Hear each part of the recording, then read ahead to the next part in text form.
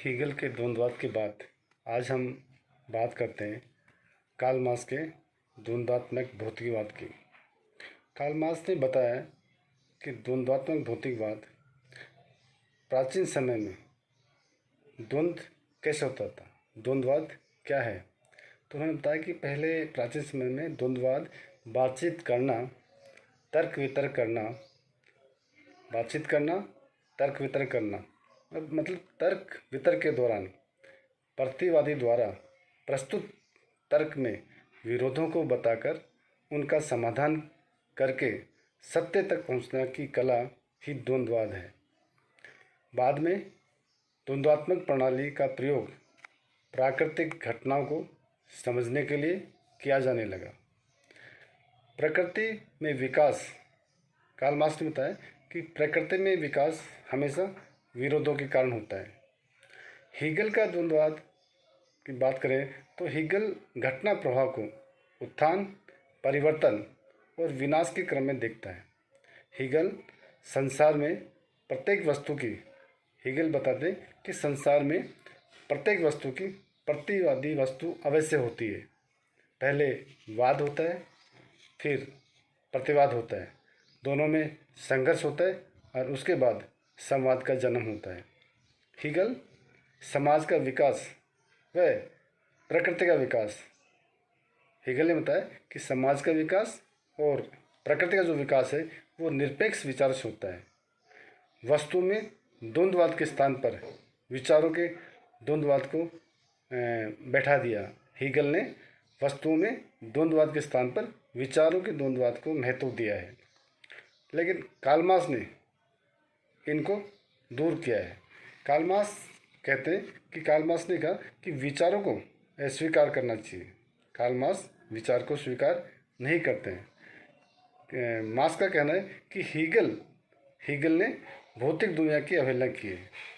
Hegel ने भौतिक दुनिया की अवहेलना की है जिसमें वे स्वयं रहते हैं, जो जीविकोपार्जन के साधन उपलब्ध कराती है, जिसके कारण दार्शनिक विचार व्यक्त करना संभव हुआ। इसलिए कार्ल मार्क्स ने बताया कि हीगल जो है वो भौतिक दुनिया की अवहेलना करते हैं। कार्ल मार्क्स कहते हैं कि मस्तिष्क चाहे पंख लगाकर आकाश में उड़ता रहे, लेकिन पैर सदा धरती पर रहते हैं। टहनी शाखा पर ही उगती है। तो कार्ल मार्क्स का कहना है कि मार्क्स हमेशा हीगल से विपरीत रहे हैं। कार्ल मार्क्स ने बताया कि प्रकृति गतिशील होती है, परिवर्तनशील होती है, जिसमें चीज़ों का उद्भव और विकास होता है। कुछ चीज़ों का विनाश होता है और कुछ चीज़ों की अवनति होती है। मार्क्स ने द्वंद्वात्मक भौतिकवाद में ये भी बताया कि छोटे परिमाणात्मक परिवर्तन से बड़े गुणात्मक परिवर्तन होते हैं। ये सब धीरे धीरे नहीं, अचानक होते हैं। जैसे पानी को काफ़ी टेम्परेचर पर गर्म करेंगे या पूरे तापमान पर या उसका तापक्रम ज़्यादा करेंगे तो वह भाप बन जाएगा। कार्ल मार्क्स ने साथ में द्वंद्वात्मक भौतिकवाद में ये भी बताने की कोशिश की कि पदार्थ चेतना की उपज नहीं, चेतना स्वयं पदार्थ की उपज है। पदार्थ परिवर्तनीय होता है। चेतना पदार्थ को उत्पन्न नहीं कर सकता। विचार की उत्पत्ति मस्तिष्क से होती है, जो कि एक पदार्थ है। कार्ल मार्क्स की मान्यता है कि विश्व का आधार पदार्थ है, जो आंतरिक स्वभाव द्वारा विकसित होकर अलग अलग रूप में या अलग अलग रूप धारण कर लेता है। इसमें वाद, प्रतिवाद, संवाद तीनों अवस्थाएं, तीनों स्टेज होती हैं।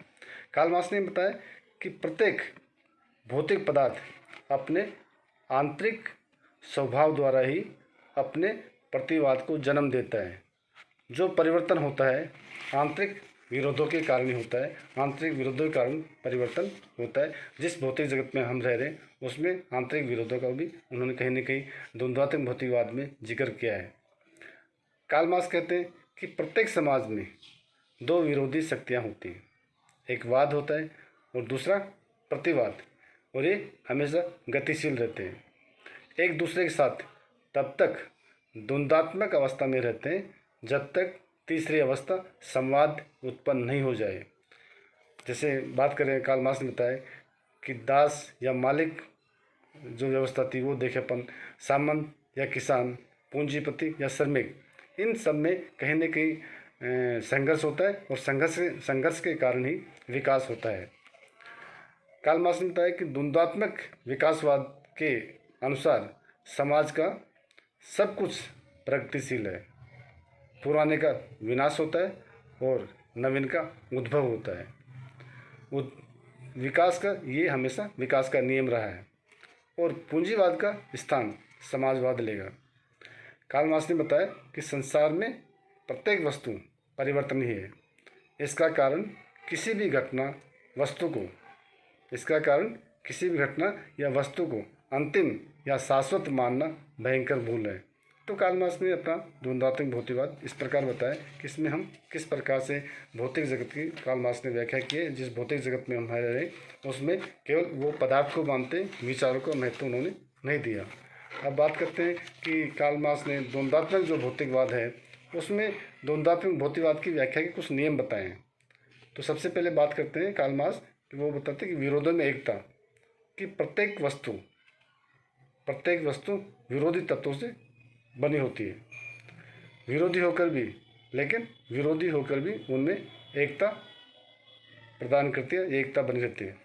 जैसे उदाहरण के रूप में बताया कि शासक और शासित दोनों विरोधी हैं, दोनों मिलकर राज्य को बनाते हैं और धीरे धीरे उनमें संघर्ष होता है और विकास की ओर अग्रसर होते हैं।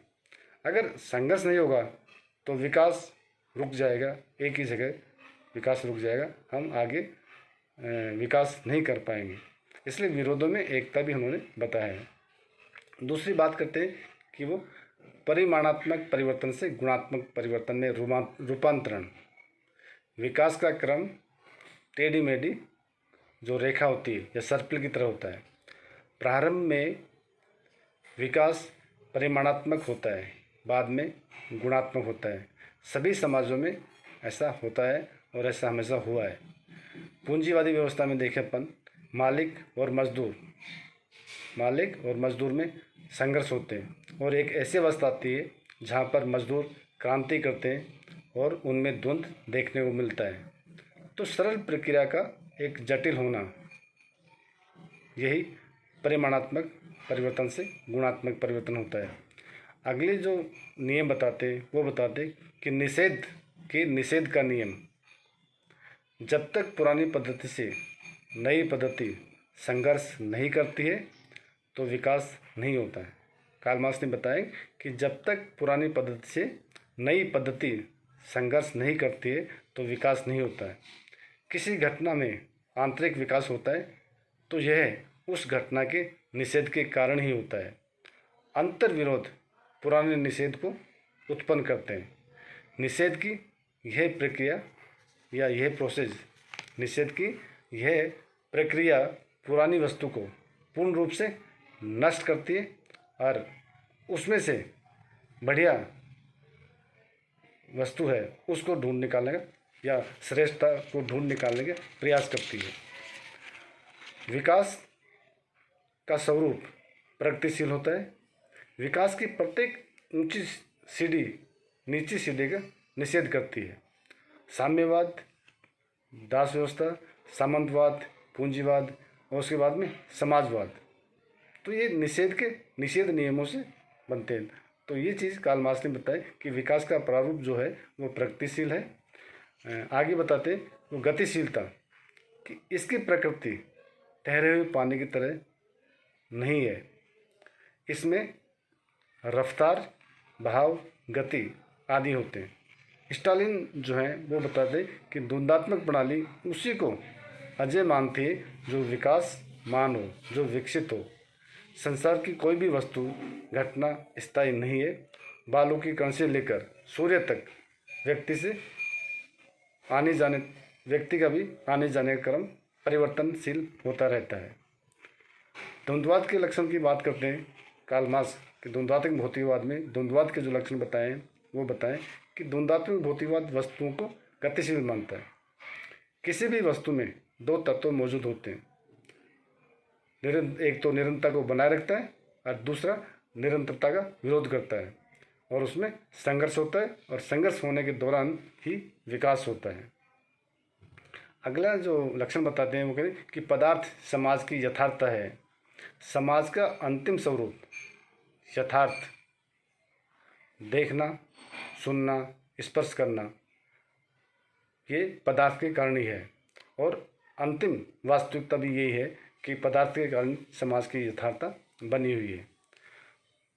अगला जो लक्षण बताते हैं द्वंद्वात्मक भौतिकवाद का वो है कि पदार्थ के अंतर विरोधों से द्वंद्व या पदार्थ के अंतर विरोधों में द्वंद्व होता है।